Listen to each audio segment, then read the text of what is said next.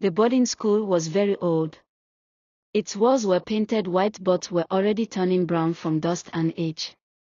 At night, the sound of crickets filled the air, and sometimes the hoot of an owl echoed from the trees nearby. The school was quiet and disciplined, but there were many whispers about strange things that happened in the dormitories. In this school, there was a girl called Eagle.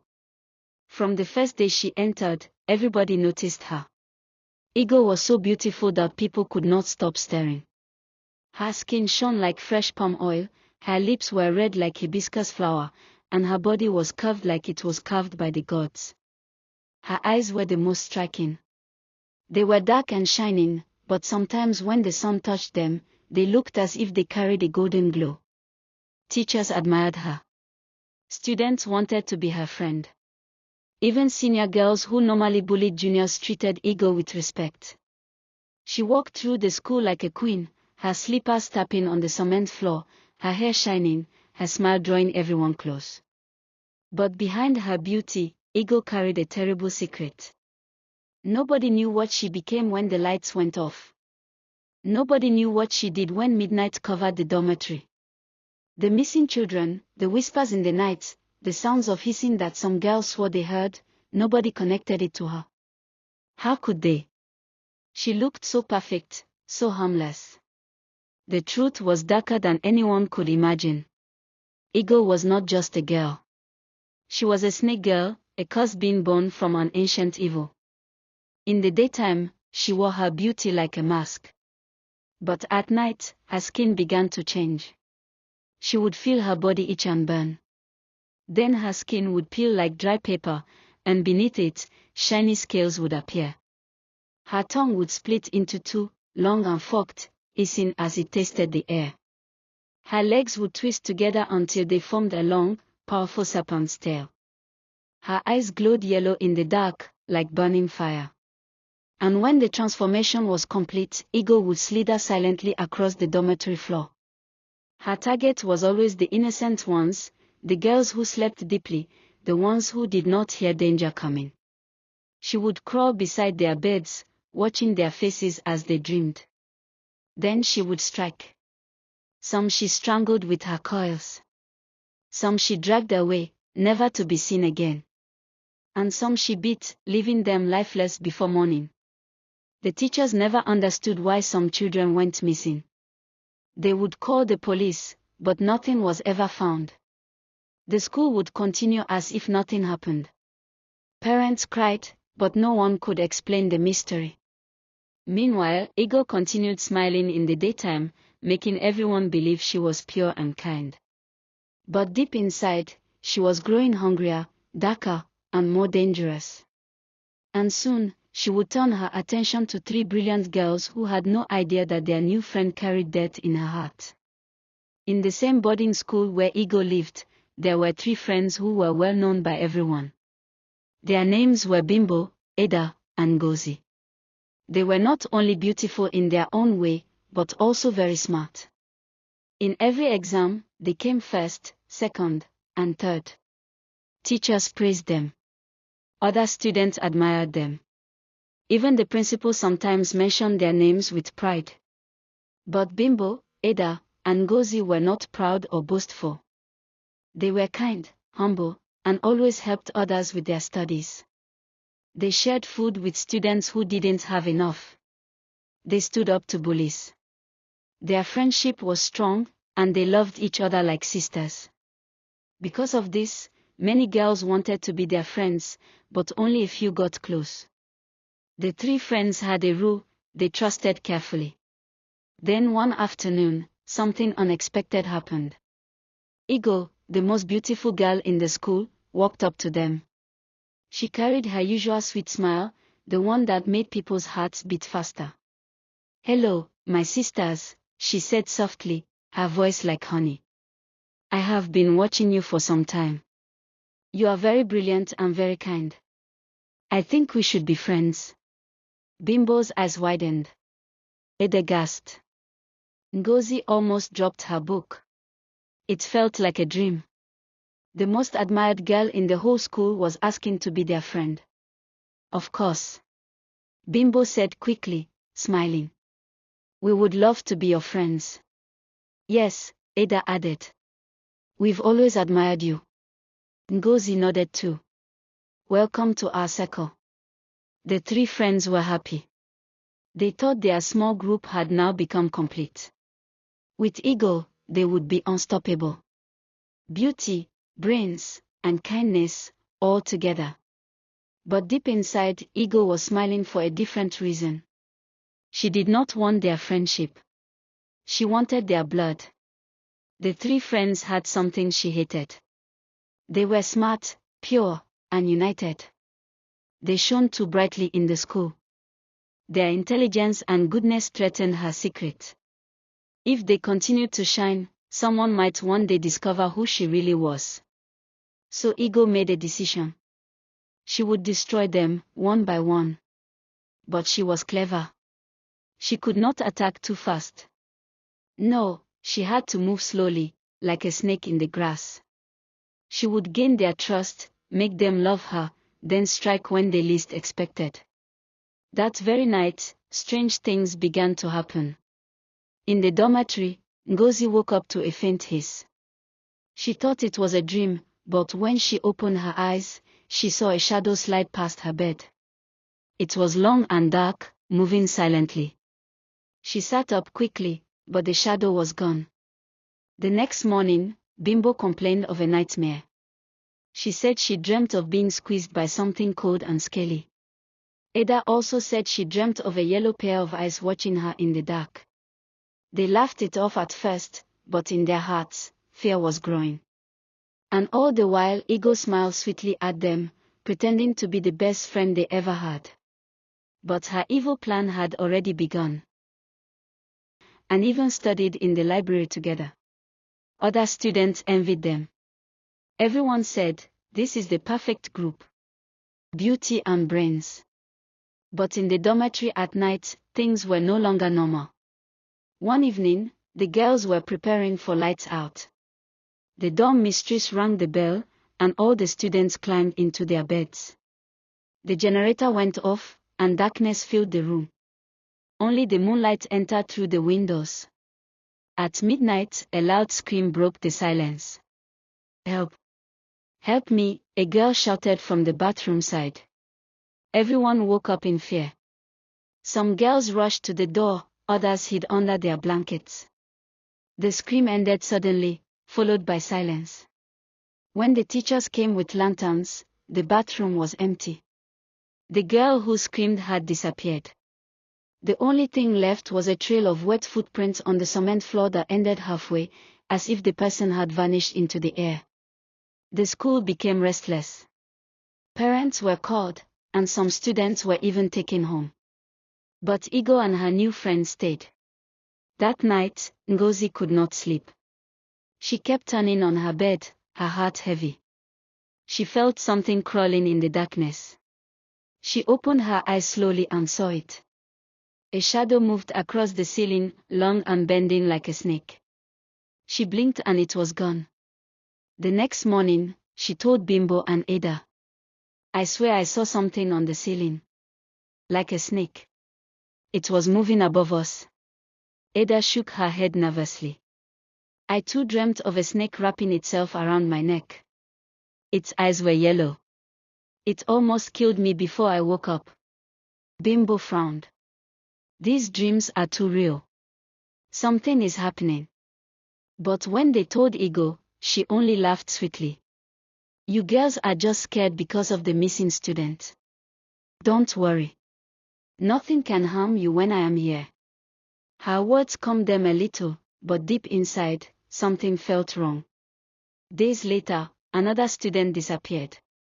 This time it was a junior girl who went to fetch water at night. Her bucket was found overturned, the water spilled on the ground, but the girl was gone. Fear spread through the school like wildfire. Teachers warned students not to go out at night. Seniors began to sleep in groups. Some students even prayed loudly before bed. But still, the strange things continued. Sometimes, at midnight, girls heard hissing near their beds. Sometimes, a pair of glowing eyes appeared in the darkness. And sometimes, they woke to find long scratches on the floor, like marks left by something heavy crawling. Bimbo, Ada, and Ngozi started to watch Ego more closely. They noticed she never ate much in the dining hall. She only picked at her food, but still looked satisfied, even stronger than the rest. They also noticed that when the generator went off, her eyes sometimes shone strangely, almost like the eyes in their nightmares. Bimbo, Ada, and Ngozi could no longer ignore their fears. Too many things were happening around Ego, and she was always there, smiling, pretending nothing was wrong. One evening, the three friends stayed behind in the classroom after prep. The other students had gone back to the dormitory. Ada leaned close and whispered, "I am sure something is wrong with Ego. These dreams, these disappearances, it all started when she came close to us." Bimbo nodded slowly. "I have been watching her. She never eats real food. She only touches it. And sometimes, her tongue flicks out like a snake." Ngozi shivered. "Last night I woke up and saw her eyes. They were glowing yellow in the dark, I swear it. But when she noticed I was awake, she closed them and pretended to sleep." They sat in silence, the fear heavy between them. Finally, Ada whispered, "We must find out who, or what, she really is." That night, they planned to keep watch.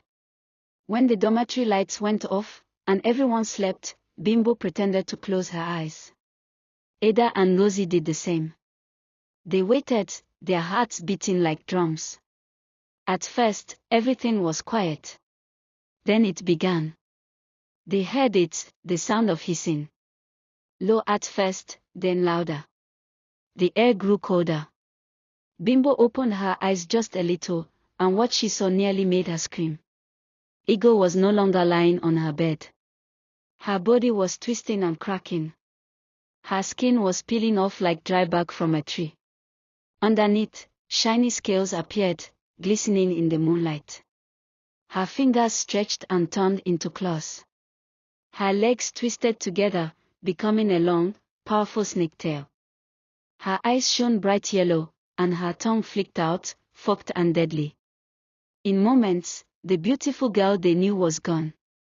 In her place was a huge snake with a woman's face, Ego, the snake girl. The friends could hardly breathe. They pressed their blankets against their mouths to stop themselves from screaming. Ego slithered across the floor, her scales making a scratching sound against the cement. She stopped beside a small junior girl's bed. Slowly, she wrapped her long tail around the girl and lifted her silently. The girl's eyes opened for a second, but before she could scream, Ego squeezed. The life left her body quickly. Ego dragged her away, disappearing into the shadows. The three friends lay frozen in their beds, shaking, too terrified to move. The next morning, the bed was empty. The junior girl was gone. The teachers searched everywhere but found nothing. Students cried, but nobody had answers.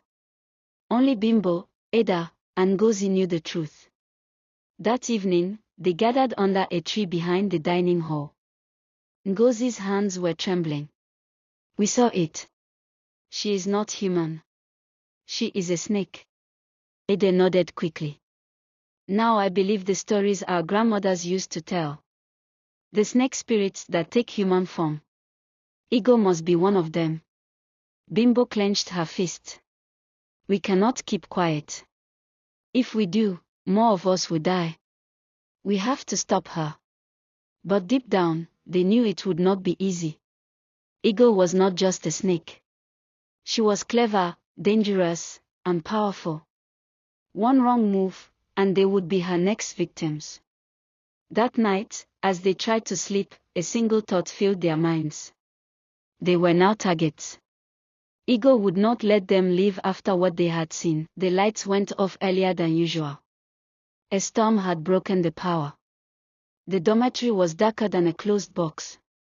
Wind beat on the windows. The girls hugged themselves for warmth and comfort.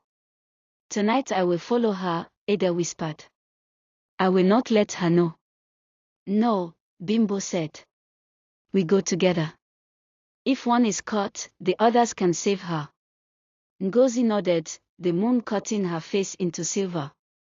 We stick to the plan. They dressed in their grey skirts and soft slippers. They took a small lantern and one long rope they had kept hidden. Then they lay on their backs, pretending to sleep. When the sound began, a thin, slow hiss, they waited a long time. The hiss came closer and closer. Bimbo opened her eyes and saw a shape slide from Ego's bed. The figure glided like a shadow. Its movement was not a girl's. It was a snake's. They crawled silently. The rope was heavy in Bimbo's hands. They followed the shape down the dark corridor, the lantern flame trembling. Ego moved without sound. She went past the dining hall, past the old chapel, and into the school garden. Rain made the ground black and shining. The thorny bushes smelled of wet earth. Then, with a sudden flash, Ego struck. She moved faster than a thought. In the garden, a young girl had been hiding, crying for her lost sister. Ego coiled around her and lifted her into the air. The girl could not cry out. The moon caught Ego's yellow eyes and made them burn like coals. Bimbo lunged forward and threw the rope. It curled around Ego's long neck like a noose. For one shocking second, Ego looked like a woman again, wide-eyed and surprised. Her scales slid, her face changed, and a human scream tore from her throat. The sound broke the night. But Ego was stronger than they thought. She twisted her body and lashed out. The rope snapped. Bimbo fell back and hit her head on the wet ground. Pain burst in her skull. She saw stars, then blackness. Ada grabbed for the lantern. Ngozi climbed a low wall and tried to reach the girl Ego held. The snake girl hissed, and the sound was like metal on metal. She pulled the girl close and pressed her face against the human cheek as if testing. Then she moved into the bush and disappeared. Ada screamed for Bimbo. Ngozi called, but the rain swallowed their voices. Bimbo lay still. Her cheek was cut and wet. Blood mixed with rainwater. Ngozi shook her head. Slowly Bimbo blinked, and her eyes opened like frightened animals. We failed, Ada said, voice small and broken. We almost had her. No, Bimbo answered, rising slowly. Her voice was low and cold. We did not fail. She is wounded. They looked around. In the bush where Ego had gone, a long scale lay on the wet ground. It was green and shining, but cracked. Nearby were drag marks and a dark smear that might have been blood. They took the scale and the smear back to their dormitory. They washed their faces and sat under their blankets, trembling but alive. The scale sat between them like a curse. We must find a way to finish this, Ngozi whispered. She is hurt now. If we are brave, we can end her. Ada stared at the scale and then at her two friends. Tomorrow, we go to the old woman by the market, she said. My grandmother knows the old stories. She will know how to fight a snake spirit. They all felt a small light of hope. But at the window, in the dark between the trees, something watched them. Two yellow eyes blinked, slow and patient. Ego had escaped, but now she knew they had seen her. And snakes do not forget those who touch their skin.